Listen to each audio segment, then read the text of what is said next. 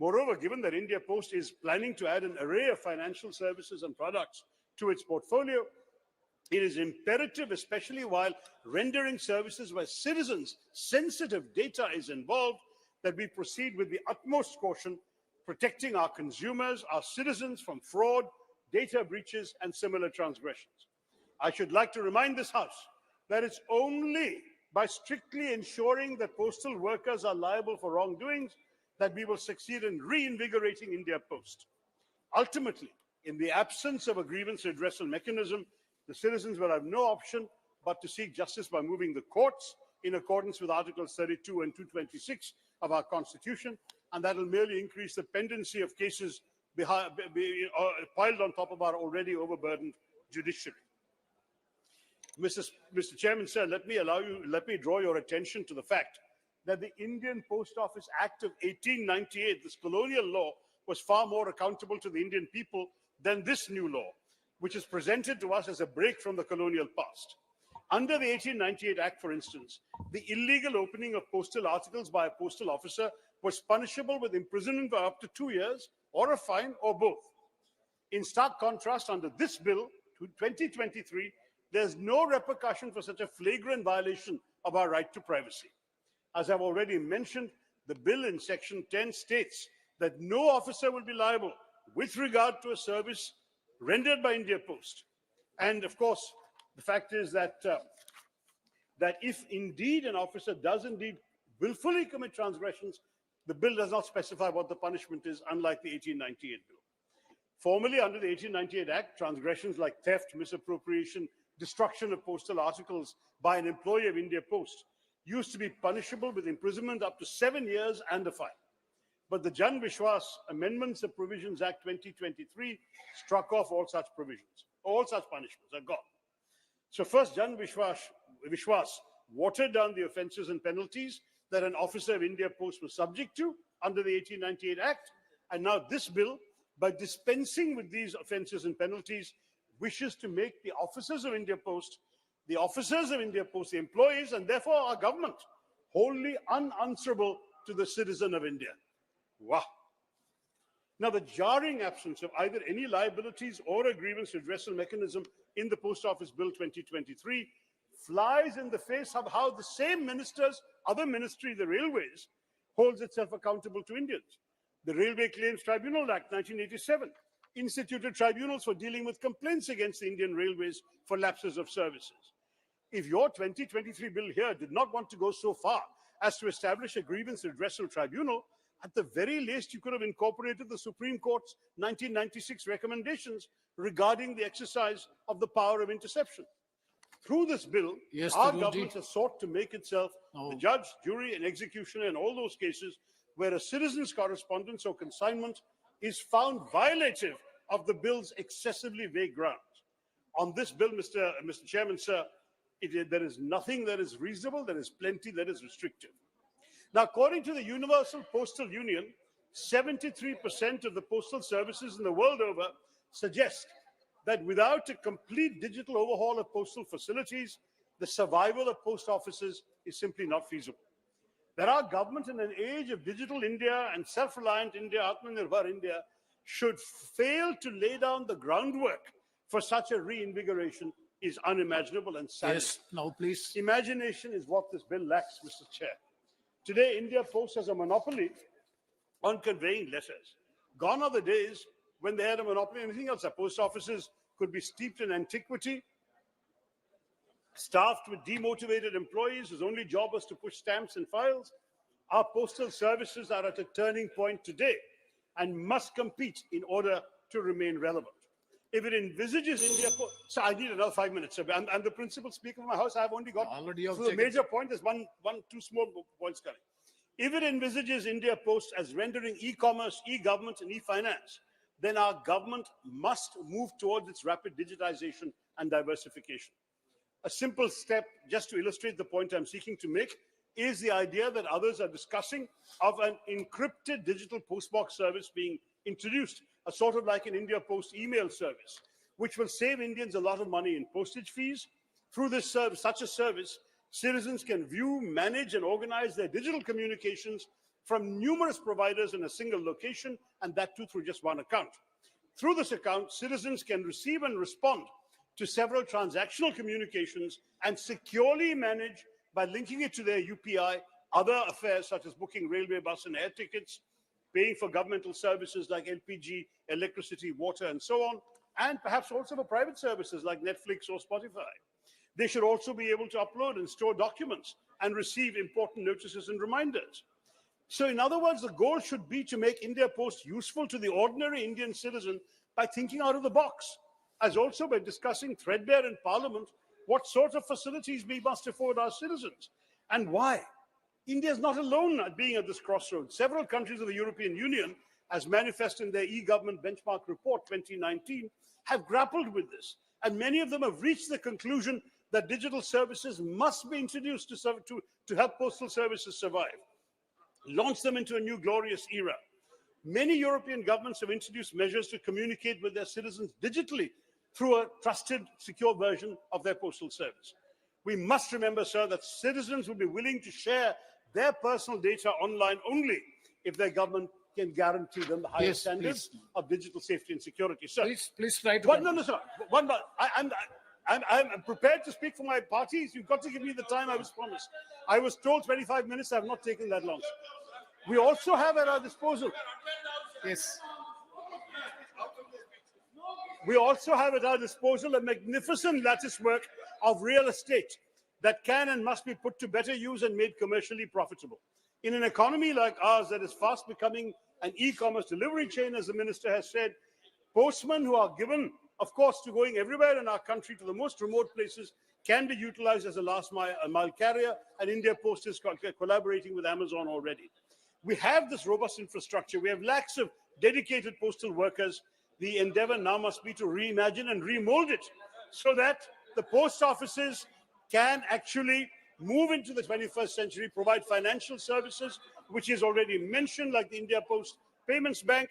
But why not, for example, institutional credit? Nearly 40% of our rural population lack access to credit, another gap that India Post can strive to fill. In many countries, post offices have been repurposed to provide additional services beyond their traditional role. What the minister mentioned several exports from remote areas, but that was already the work of the post office in sending out any packages. Why can't we think more imaginatively about service delivery?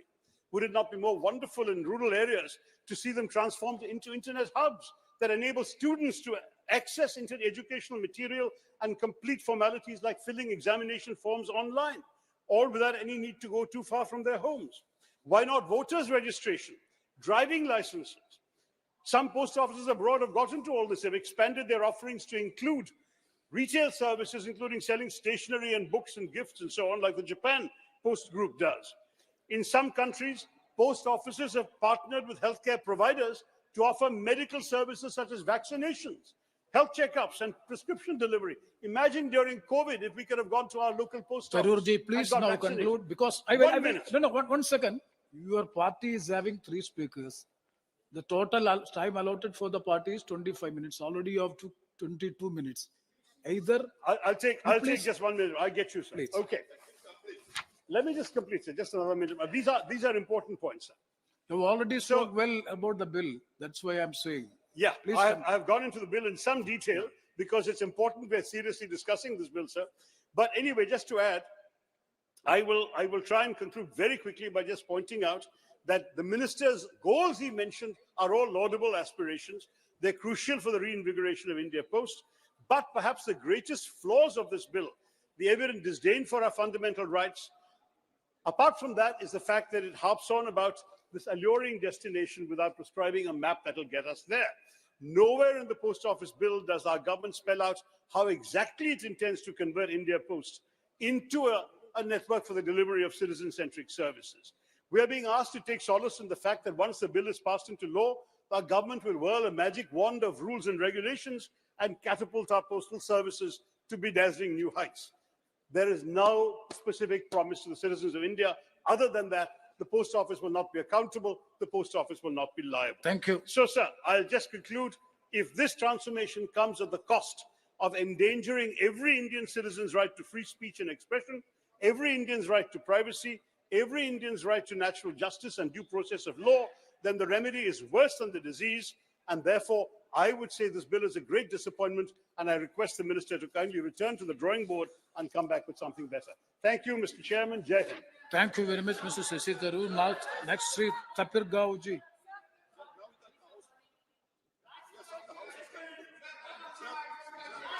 No. Oh, please. No. Rajya Sabha, please. Rajya Sabha proceedings. No. Rajya Sabha proceedings cannot be quoted here. No. No, Rajya Sabha has nothing to do with the Lok Sabha, please. Honorable Chairman, sir. Yes, please. Yes, you may please. Sir, as No. Please. 98. No. See, you. Indian One second. Indian Postal Act. One second.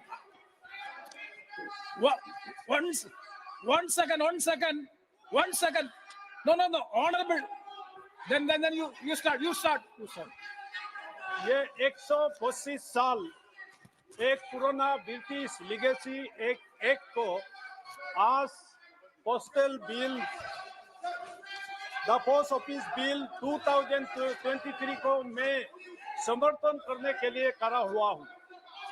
आज ये Congress No. One second. Yes, Adhir. Sir अभी एक खबर मिली है कि जिस दो शख्स ने ये गैलरी में आई थी वो बीजेपी पार्टी के किसी एमपी उनका ही पास लेकर ये दोनों सदन में घुसे थे, तो कहाँ सुरक्षा है? बीजेपी की एमपी खुद। Yes. See, all the honorable speaker has already. The honorable speaker has already ordered that at 4 p.m. there will be a meeting of the party leaders, and this will be discussed there, and after that this will be discussed in the house also. Yes, please. Sir ये 125 साल पुराना एक British legacy Adhiranjan ji was also there at the time when the speaker is making the ruling. You are also there. असनी जी इस bill को लेके आ रहा है और इस बिल का माध्यम से आज कांग्रेस इतना चिल्ला रहा है। कांग्रेस का जमाना में 2004 से लेके 2014 तक ये 660 पोस्टल ऑफिस बंद करवाया गया, लेकिन मोदी जी आने के बाद 2014 to 2023 5,000 नया पोस्ट ऑफिस खुलवा दिया और इसी साल 5,746 पोस्टल और देश भर में खुलने जा रहा है और खुल रहा है। इसलिए इस पोस्टल के माध्यम से हमारा दूर दराज पहाड़ी इलाका में और गांव में सारा पोस्टल का सुविधा मिल रहा है और ड्यूरिंग कोविड में भी पोस्टल का इतना सुविधा उपयुक्त पब्लिक ने मिला है और इसको मोदी साहब ने और असली साहब ने इस चीज को आगे ले जा रहा है। आज पोस्ट ऑफिस में हिंदुस्तान में 28 करोड़ अकाउंट खुला गया और इसमें 17 लाख करोड़ डिपॉजिट भी किया हुआ है पैसा और इसका माध्यम से सुकन्या समृद्धि में 3 करोड़ अकाउंट भी खुला है और साथ में 1,41,000 करोड़ डिपॉजिट देश भर में हो रहा है और साथ में महिला सम्मान सेविंग सर्टिफिकेट के ओर से 21 लाख का अभी सेविंग सर्टिफिकेट हुआ है। साथ में ये पोस्टल ऑफिस जो है, ये पोस्टल सर्विस जो है सिटीजन सेंट्रिक एक सर्विस है और हमारा ऑनरेबल मेंबर ऑफ पार्लियामेंट और साहब बोल रहा था अगर नया कानून लाता है तो देश का अच्छाई के लिए सर्विस का अच्छाई के लिए ही लाता है, तो इसलिए आप हर चीज को कांग्रेस इसका विरोधी में आप निकल जाता है, पब्लिक सेवा को आप लोग भूल जाता है। साथ में यहाँ पोस्टल ऑफिस में तो ये पासपोर्ट सेविंग साथ सेवा केंद्र बना दिया। आज इस पोस्टल पासपोर्ट सेवा केंद्रों में आज तक 438 सेंटर्स देश भर में खुला है, जिसमें 1,25,00,000 एप्लीकेंट को सुविधा मिला है। साथ में मैं अदर एनरोलमेंट में भी 13,500 सेंटर देश भर में खुला है इस पोस्टल माध्यम के तरफ से, और इसमें 8,83,000 करोड़ कस्टमर को इसका ट्रांजैक्शन होने का सुविधा मिला है। और साथ में मोदी जी का नेतृत्व में आज इंडियन पोस्ट पेमेंट बैंक, ये आज एक कांग्रेस का समय में, कांग्रेस का रूल में ये एक institutions and organizations which are to be close in the country, लेकिन मोदी जी ने जैसे इस चीज को बैंक पोस्टल सर्विस को आगे बढ़ाया, 650 branches with 1,54,000 account point hub office में खुला है। और साथ में इसमें If you go back to the seats, I will. If you go back to the seats, I will give the opportunity. I will give the opportunity. और इसमें 8,800 crore deposit हुआ है। When the speaker was here, when Shashi Tharoor was speaking, no disturbance was there. PS में 10 No crore का interruption was there. Transaction देश भर में हुआ है। साथ में डीबीटी 3.5 करोड़ अकाउंट खुला है। तो ये एक पब्लिक को, हमारा देशवासियों को, जो गांव और दूर दराज हिमालय में बसे लोगों को भी इस पोस्टल सर्विस से बहुत लोगों को सुविधा मिल रहा है। इसलिए इस कानून को मैं समर्थन करता हूं, और ये कांग्रेस वासियों को भी, ओपोनेंट लोगों को भी मैं ये रिक्वेस्ट करूंगा, ये पब्लिक सेवा के लिए ये कानून अमेंड करने के लिए 125 साल के बाद लाया है। तो इसलिए हम सब मिलकर इस बिल को पास करना है, ताकि गरीब जनता को और गरीबों को देश भर में सुविधा मिले और इसका सेवा मिले। इसलिए मैं इस चीज को समर्थन करता हूं। और साथ ही इसमें मैं ऑनरेबल मिनिस्टर को यही रिक्वेस्ट करूंगा कि हम गांव दूर दराज इलाकों में जो बसे हैं, इसके लिए भी इसका सुविधा होने के लिए नेशनलाइज्ड बैंक दूर दराज इलाका में सर्विस दे नहीं पाता है। इसलिए ये इस पोस्टल सर्विस से हिमालयन बेल्ट में दूर दराज गांव में इस पोस्टल सर्विस का अकाउंट खुले, सेंटर खुले, ताकि हमारा गरीब जनता इसका उपयोग मिले और देश भर में इसको फैला देना चाहिए, ताकि हम गरीब जनता इसका सहायता मिलेंगे और उपयुक्त यूज करेंगे। इन शब्दों के साथ मैं इस बिल को समर्थन करता हूं। नमस्कार, जय Hind. Thank you. Next, Srimati K. Kanimori ji. Kanimori ji speaking.